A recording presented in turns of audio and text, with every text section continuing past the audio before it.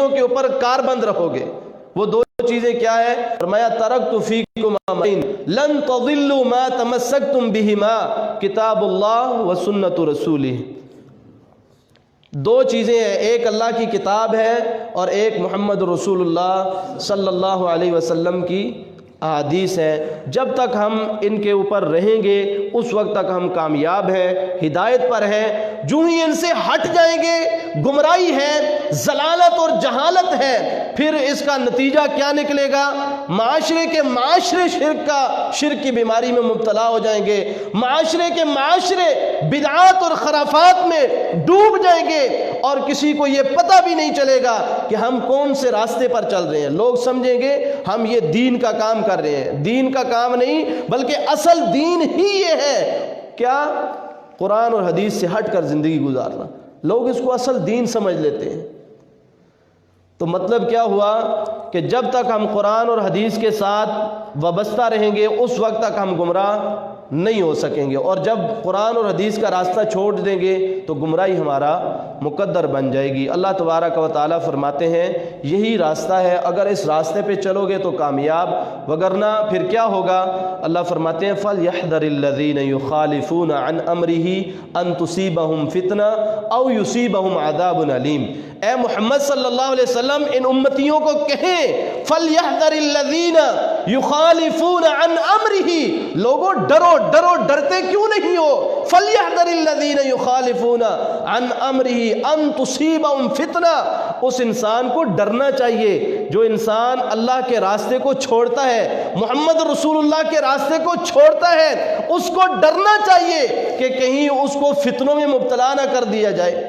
آج آپ نے نہیں دیکھا کہ ہر قسم کے فتنے ہمارے معاشرے میں قطع من اللیل المظلمہ، اندھیری رات کے ٹکڑوں کی طرح آج فتنوں کا نزول ہو رہا ہے۔ اس کی وجہ کیا ہے؟ وجہ یہی ہے کہ ہم نے وحی کو چھوڑ دیا ہے، ہم نے اللہ کے قرآن اور محمد رسول اللہ کے فرمان کو چھوڑ دیا ہے۔ آج ہر گھر کے اندر فتنے ہیں۔ کوئی ایک گھر ایسا بتائیں جس میں فتنہ نہ ہو؟ ماں باپ کی لڑائی ہے، بہن بھائیوں کی لڑائی ہے، جائیداد کی لڑائی ہے، چوریاں ڈکیٹیاں، اور اسی طرح شراب، زنا، ہر قسم کا فتنہ آج ہمارے معاشرے کی جڑوں کو کھوکھلا کر گیا۔ کیا وجہ ہے؟ فَلْيَحْذَرِ الَّذِينَ يُخَالِفُونَ عَنْ أَمْرِهِ أَن تُصِيبَهُمْ فِتْنَةٌ أَوْ يُصِيبَهُمْ عَذَابٌ أَلِيمٌ۔ یا تمہیں ڈرنا چاہیے کہ کہیں تمہارے اوپر دردناک قسم کا عذاب نہ آ جائے۔ یہ عذاب دنیا میں بھی آ سکتا ہے، جیسے آپ نے دیکھا زلزلوں کی صورت میں، سیلابوں کی صورت میں، مہنگائی کی صورت میں، اور اسی طرح دشمنوں کے غلبے کی صورت میں۔ ہر قسم کے عذاب آج مسلمان معاشرے کے اوپر کیوں آ رہے ہیں؟ اللہ فرماتے ہیں فَلْيَحْذَرِ الَّذِينَ يُخَالِفُونَ عَنْ أَمْرِهِ، انہوں نے ہمارے امر کی، قرآن اور حدیث کی مخالفت کی ہے، پھر عذاب تو آنے ہی آنے ہیں۔ ایک عذاب یہ ہے کہ دنیا میں عذاب آئے، اور دنیا میں بھی عذاب کا مقصد یہ نہیں ہوتا کہ انسانیت کو برباد کر دیا جائے، بلکہ یہ چھوٹے چھوٹے عذاب ہیں جو ہمیں بہت بڑے عذاب نظر آتے ہیں۔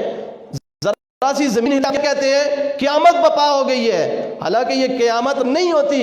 اللہ فرماتے ہیں کہ یہ اس لیے ہم عذاب دیتے ہیں، چھوٹے چھوٹے عذاب، تاکہ تم واپس لوٹو، دین کی طرف آ جاؤ، قرآن کے اوپر آ جاؤ، احادیث رسول کی طرف آ جاؤ۔ یہ تو اس لیے ہم دیتے ہیں وَلَنُذِيقَنَّهُم مِّنَ الْعَذَابِ الْأَدْنَىٰ دُونَ الْعَذَابِ الْأَكْبَرِ لَعَلَّهُمْ يَرْجِعُونَ، تاکہ تم اللہ کی مسجدوں کی طرف آ جاؤ، قرآن اور حدیث کی طرف لوٹ آؤ، تم ویسے بیگانے ہو کر نہ پھرو۔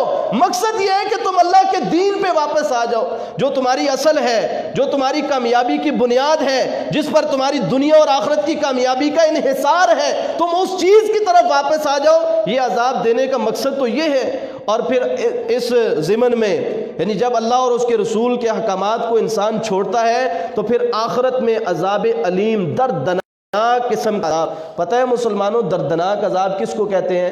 جہنم نے اللہ سے عرض کی تھی کہ یا اللہ اکل بعضی بعضا، میرا بعض حصہ بعض حصے کو کھا رہا ہے۔ اتنا شدید قسم کا عذاب ہے، اکل بعضی بعضا۔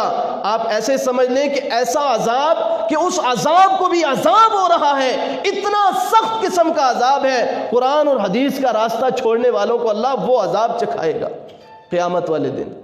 اس لیے دنیا کی کامیابی بھی ہماری قرآن اور حدیث میں ہے، اور آخرت کی کامیابی بھی ہماری قرآن اور حدیث کے اندر ہے۔ اللہ کے نبی علیہ الصلوۃ والسلام کے یہ دو ٹوک الفاظ ہے کہ ترکت فیکم امرین لن